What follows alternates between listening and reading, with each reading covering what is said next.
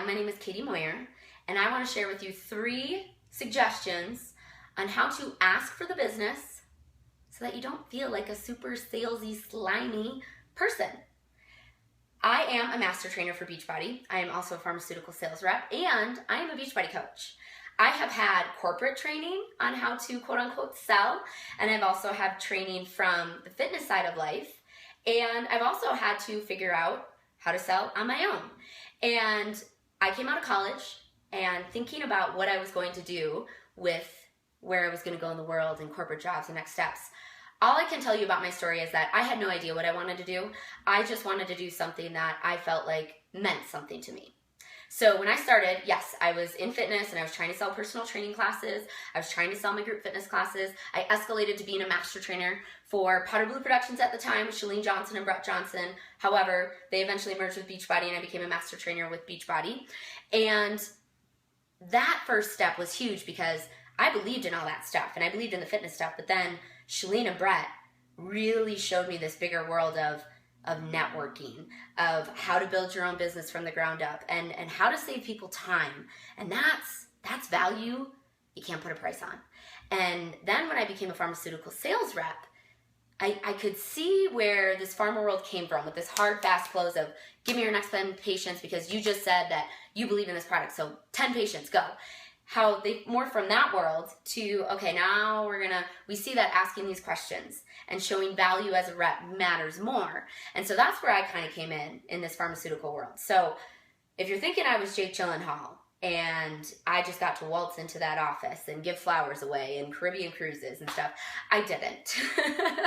If you are a pharmaceutical sales rep, I was a pharmaceutical sales rep in Madison, Wisconsin. So if that gives you any indication of how different my life was, let's just say it was night and day.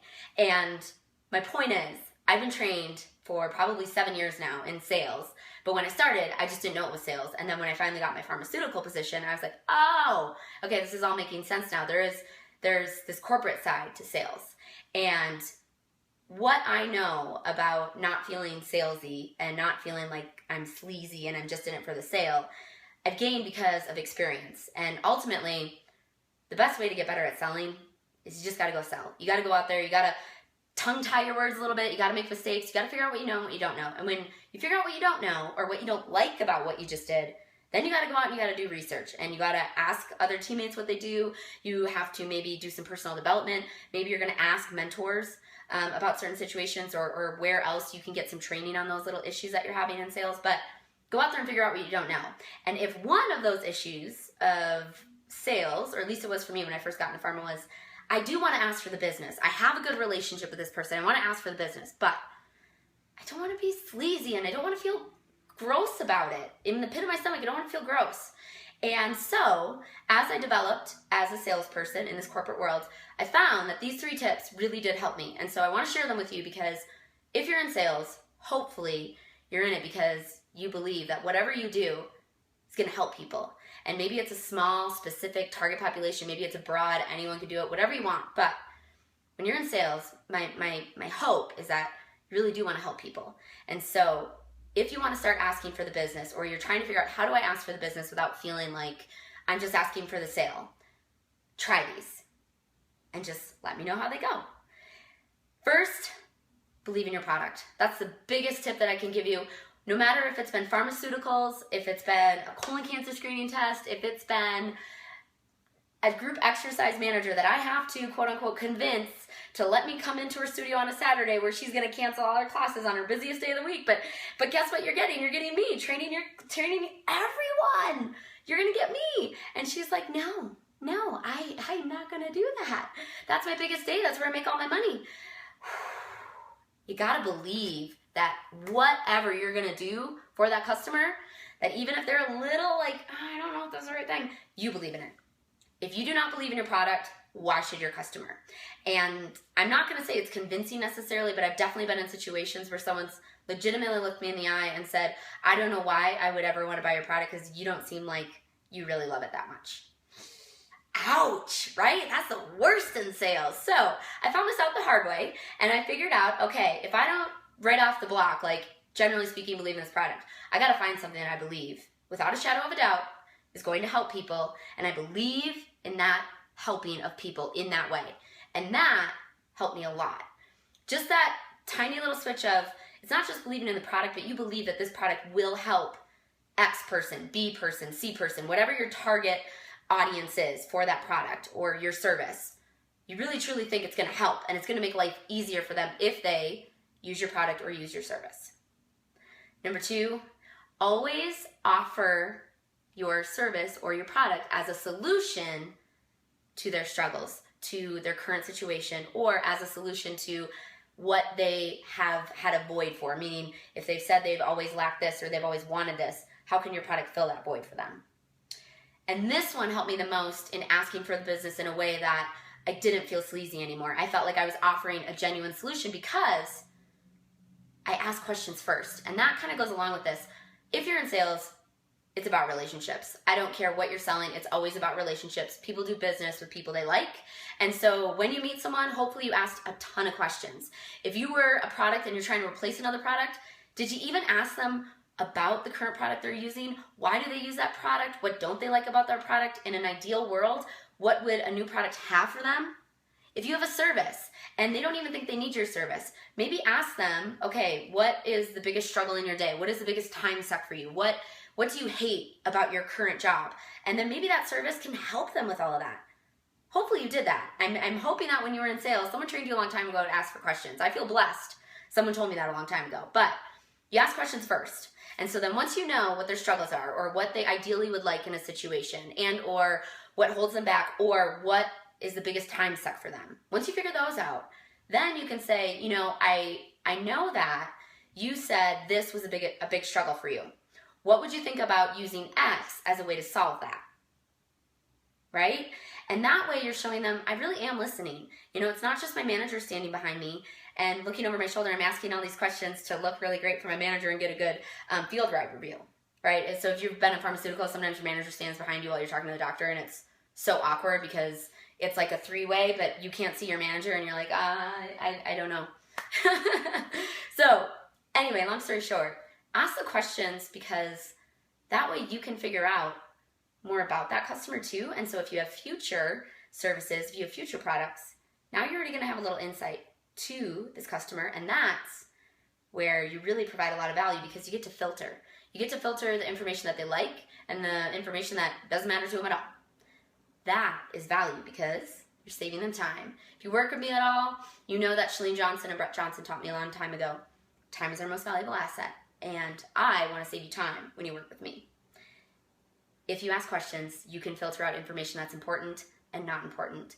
And that saves your customer time. You can't put a price on time. You never get it back. Lastly, always ask for the opinion about the solution that you offered at the end. Meaning, if you say, you know, you mentioned to me that you don't like this about your current product, and I think that my product X would help solve A, B, C, D, E, F, G, whatever the issue was. What do you think about trying this product and letting me know what you think?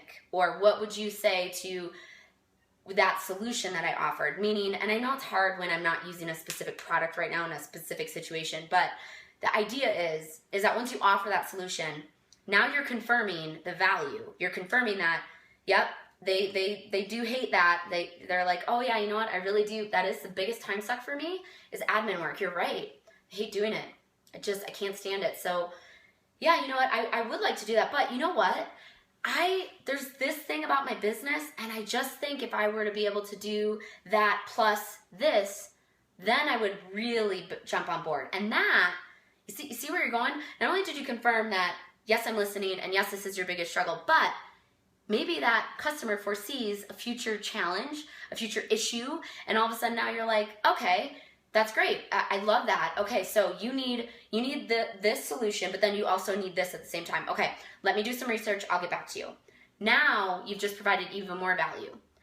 Plus, they're giving you more insight. You're asking more questions because let's say you offer a solution and they go for it, and then a month later they didn't tell you about this, or you didn't ask their opinion, and so they were like, well, you know, if you just would have asked me about that solution, I could have thought through it and said, you know what, I know this is going to be an issue. I know that in my business there's this one thing, and that's going to be a hang up. I can't do it. Well, now you're a month later into it, and the solution isn't working the way it was supposed to. Right? That sucks in sales. That sucks when you offer a solution and it doesn't work, right? So the confirming of value with asking their opinion, or asking, what do you think about that solution? Do you think that solution would even help you at all? However you want to phrase it, that is you and authentic to you, that's fine. But asking an opinion is always going to get people to hopefully ask more questions back to you or reconfirm that value, right? It's a good thing. It helps us develop an even better relationship. So I hope those 3 tips help on how to ask for the business without feeling sleazy and without feeling like you're basically going in there and saying, okay, you said you like the products, give me your next 10 patients now, right? I mean, I remember coming to the pharmaceutical world and that scared me. I was like, I can't do that. And if you can ask my field ride managers, I guarantee you that was on my field ride report, was she needs to learn how to ask for the business. Because in fitness, right, my closer was, how about I come teach a free class for you, right? I'll teach a free class for you, and you can let your members decide if they really like my class. Well, that was easy. People are in endorphin rushes. I knew I was going to deliver an incredible class where everyone was going to ask for it. Like, I knew, like, in my gut, like, I had that belief. But put 10 classes on your schedule for me right now, ooh, yeah, I wasn't comfortable with that. But when I started to go about this route where I believed in my product and I knew what I believed in, that it was going to help people, I knew that. I started with that. I led with that. I offered a solution, but first I asked questions. I asked to figure out how my product was going to be a solution, how it was going to save my customer time, how it was going to take something off their plate and give them more time to work on their business. And lastly, I tried to confirm the value of that solution by asking their opinion, maybe foreseeing some challenges with that solution if they move forward with it. And those helped me feel like I wasn't just selling anymore. I was really providing value. I was giving them more time, and I was building a stronger relationship because they felt like they could trust me. They could tell me what worked and what didn't work so that I could give them even more value by offering extra solutions. I hope those tips helped. And if they did help, can you comment below? Please comment below. Let me know what helped, what didn't help. And if I did forget something, let's say you are a pharma rep, or you're a at-home business of some sort, or you've been selling your services forever and you're like, those are great tips, but you forgot this. Will you post that below? I would love for people to be able to come watch this video and get more tips and tricks from everyone else out there. So thanks for watching, and have a great day.